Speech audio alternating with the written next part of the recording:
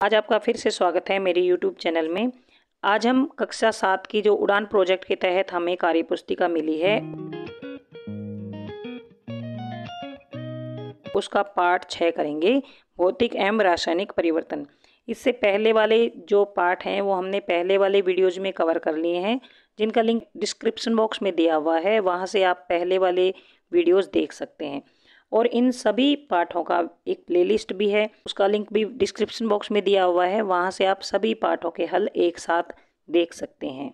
तो ये हम पाठ 6 करते हैं, भौतिक एवं रासायनिक परिवर्तन। तो हमने भौतिक परिवर्तन और रासायनिक परिवर्तन के बारे में पाठ 6 में पढ़ा था कि वे परिवर्तन जिसमें कोई नई चीज़ नहीं बनती हो तो भौतिक परिवर्तन होते हैं, और जिसमें कुछ नई चीज़ बनती है वो रासायनिक परिवर्तन होते हैं।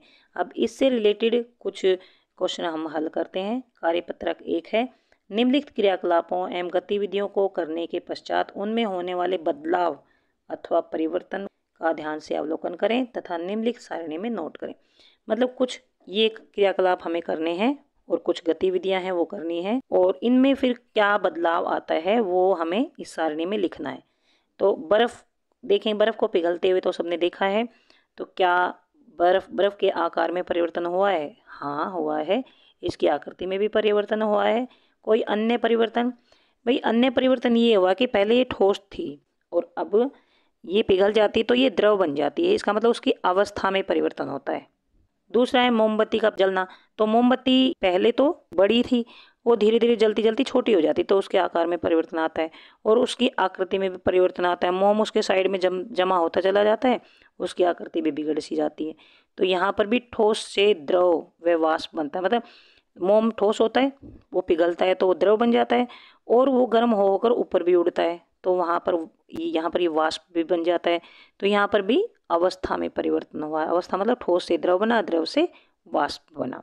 कागज का जलना, कागज जब जलता है तो उसके आकार में परिवर्तन होता है। मतलब आकार तो बिल्कुल ख़त्म ही हो जाता है, कुछ नई चीज़ बन जाती है, और आकृति में भी, और इसमें राख बन जाती है और धुआं बनता है। इसका मतलब ये नए पदार्थ बने। पहले कागज था, उससे राख और धुआं बन गए। गेहूं का आटा बनाना, गेहूं से जब आटा बनता है तो गेहूं पिस जाता है, तो आकार और आकृति में परिवर्तन आता है। साथ के साथ गेहूं मोटा होता है, उसको पीस दिया जाता है तो आटा बन जाता है, तो इसके आकार और आकृति में परिवर्तन होता है। ऊपर से ये मोटे से पतला भी हो जाता है। दूध से दही बनना, हाँ उसके आकार में और आकृति में परिवर्तन होता है, क्योंकि पहले वो पतला होता है और अब वो पतले से गाढ़ा और नया पदार्थ बन जाता है, क्योंकि जो दही होता है वो तो दूध से बिल्कुल अलग होता है, तो नया पदार्थ बन जाता है। अब छठा है पानी का वाष्प बनना।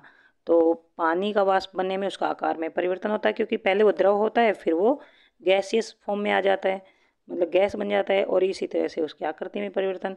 तो ये द्रव से वाष्प बन जाएगा, तो इसकी अवस्था में भी परिवर्तन आता है। तो हमने यहाँ पे देखा है कि अवस्था में परिवर्तन आता है, नया पदार्थ बनता है, इसमें मोटे से पतला होता है, और इसकी आकार और आकृति में परिवर्तन आ जाता है। यहाँ पर नया पदार्थ बना, ये अवस्था में परिवर्तन होता है। तो यहाँ पर है, अपने अध्यापक से चर्चा करें कि उपरोक्त परिवर्तनों में क्या कोई नया पदार्थ बना है। तो यहाँ पर नया पदार्थ बने हैं, हमने देखा है यहाँ पर बने हैं, या केवल उसकी अवस्था में परिवर्तन हुआ है। तो इन दोनों प्रकार के परिवर्तनों के अलग अलग क्या नाम देंगे।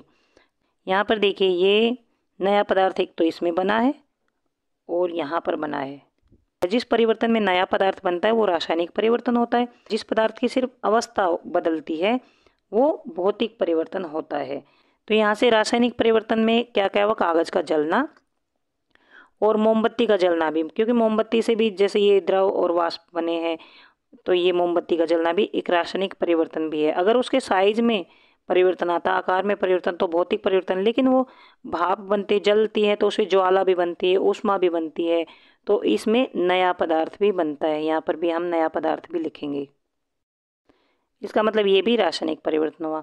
इधर दूध से दही बनना, ये भी रासायनिक परिवर्तन हुआ। ये तीनों रासायनिक परिवर्तन है, और जो बच गए हैं वो भौतिक परिवर्तन है। कार्यपत्रक 2 है, अपने आसपास होने वाले परिवर्तनों की एक सूची बनाइए। इन परिवर्तनों को वर्गीकृत करें कि किन परिवर्तनों को वापस पलटा जा सकता है तथा किन को वापस नहीं पलटा जा सकता। तो हमने इस पाठ में पढ़ा था कि कुछ परिवर्तन ऐसे होते हैं जो कि पहले जैसे ही, उनमें कोई जो चीज़ होती है वो पहले जैसी ही हो जाती है, या कोई पदार्थ जो होता है वो पहले जैसे ही हो जाता है। लेकिन कुछ ऐसे परिवर्तन होते हैं जिनको पलटा नहीं जा सकता, उसमें कुछ नया पदार्थ बन जाता है जिनको पहले की तरह ही नहीं बनाया जा सकता। परिवर्तनों के उदाहरण, क्या इन परिवर्तनों को वापस पलटा जा सकता है? अगर हाँ है तो हाँ लिखना है और नहीं है तो यहाँ नहीं लिख देना है। तो पहला है कागज़ का जलना। कागज़ जब जलता है उसकी राख बन जाती है और राख से पहले जैसे ही कागज़ नहीं बनाया जा सकता, तो हमने नहीं लिख दिया है। दूध दही बनना, तो ये भी नहीं आएगा, दही से वापस दूध नहीं बन सकता। बर्फ़ का पिघलना, अगर बर्फ़ पिघल जाती है दोबारा से उसको फ्रिज में रख देंगे तो दोबारा बर्फ़ बन जाएगी, तो यहाँ पर हाँ लिख दिया है। मोमबत्ती का जलना, मोमबत्ती अगर जल गई है तो उसको दोबारा से मोमबत्ती नहीं बना सकते, क्योंकि मोम जो होता है वो थोड़ा बहुत होता है और वो जो धागा वो तो बिल्कुल ही जल जाता है, तो उससे दोबारा से मोमबत्ती नहीं बना सकते। तो ये आएगा रासायनिक परिवर्तन। पानी का वाष्प बनना, पानी जब भाप बनती है तो भाप से दोबारा से पानी बन जाता है, तो ये आएगा भौतिक परिवर्तन। नमक का पानी में घुलना, जो नमक होता है पानी में घुल जाता है और पानी से नमक को अलग भी किया जा सकता है, तो हमने हाँ लिख दिया है।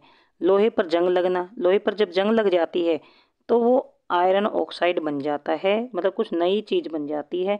आयरन ऑक्साइड से दोबारा से लोहा नहीं बनाया जा सकता, इसलिए हमने यहाँ पर नहीं लिख दिया है।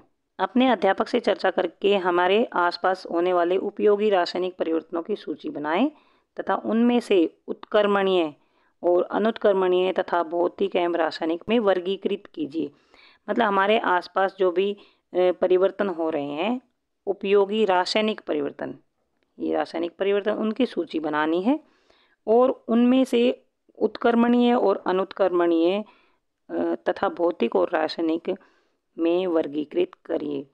तो यहाँ पर देखिए रासायनिक परिवर्तनों की सूची बनानी लिख रखी है। हमने इसमें थोड़े भौतिक परिवर्तनों के उदाहरण भी ले लिए हैं ताकि उत्क्रमणीय और अनुत्क्रमणीय आपको समझ में अच्छे से आ जाए। तो ये परिवर्तन का नाम है। बीज से पौधा बनना, बीज से पौधा बन जाता है तो वो वापस नहीं पलट सकता, इसलिए इसमें रासायनिक परिवर्तन हमने लिखा है। और अनुत्क्रमणीय का मतलब होता है कि पहले जैसा ही नहीं बन सकता। दूसरा है कपड़े गीले होना, अगर हमारे कपड़े गीले हो जाते हैं, उनको धूप में सुखा दिया जाए तो वो सूख जाते हैं, तो ये हो गया उत्क्रमणीय और ये भौतिक परिवर्तन का उदाहरण है। और लकड़ी से फर्नीचर बनना, तो लकड़ी से फर्नीचर बन जाते हैं, तो फर्नीचर से दोबारा से पहले जैसी लकड़ी नहीं बन सकती, तो ये है अनुत्क्रमणीय, जो पहले की तरह नहीं बन सकता वो अनुत्क्रमणीय परिवर्तन होता है। तो ये भौतिक परिवर्तन है, लेकिन क्योंकि लकड़ी से ही फर्नीचर बना, फर्नीचर में भी वो लकड़ी ही है, कुछ नई चीज़ नहीं बनी है, इसलिए भौतिक परिवर्तन का उदाहरण है। कागज़ पर रंग करना, कागज़ पर अगर रंग कर देते हैं, मतलब ड्राइंग बना देते हैं, तो दोबारा से वो पहले की तरह कागज़ नहीं बन सकता, तो ये अनुत्क्रमणीय है, लेकिन कागज़ ही रहता है वो, तो ये भौतिक परिवर्तन का उदाहरण है। कागज़ को मोड़ना, कागज़ को अगर मोड़ दिया है तो उसको फिर सीधा कर सकते हैं, तो ये उत्क्रमणीय है और भौतिक परिवर्तन का उदाहरण है। सब्जी का पकना, सब्जी अगर पक जाती है तो उसे दोबारा से कच्ची सब्जियां नहीं बना सकते, तो ये है अनुत्क्रमणीय और ये रासायनिक परिवर्तन है, क्योंकि जो कच्ची सब्जी होती है उसमें परिवर्तन आ जाता है, कुछ नया पदार्थ बन जाता है, ये है रासायनिक परिवर्तन का उदाहरण। लकड़ी का जलना, कोई भी चीज़ जलती है, लकड़ी जलती है, कागज़ जलता है, कपड़ा जलता है, कुछ भी अगर जल जाता है तो वो वापस पहले जैसा ही नहीं हो सकता, तो वो अनुत्क्रमणीय परिवर्तन का उदाहरण है और वो अनुत्क्रमणीय होता है और ये रासायनिक परिवर्तन का उदाहरण होता है। कोई भी चीज़ जलती है, मतलब जलना रासायनिक परिवर्तन का उदाहरण होता है। तो यहाँ तक वीडियो ख़त्म होता है। अगर आपको समझ आ गया है तो चैनल को सब्सक्राइब करें, शेयर करें, लाइक करें और कुछ समझ नहीं आया है तो कमेंट बॉक्स में लिखकर पूछ सकते हैं। Thanks for watching.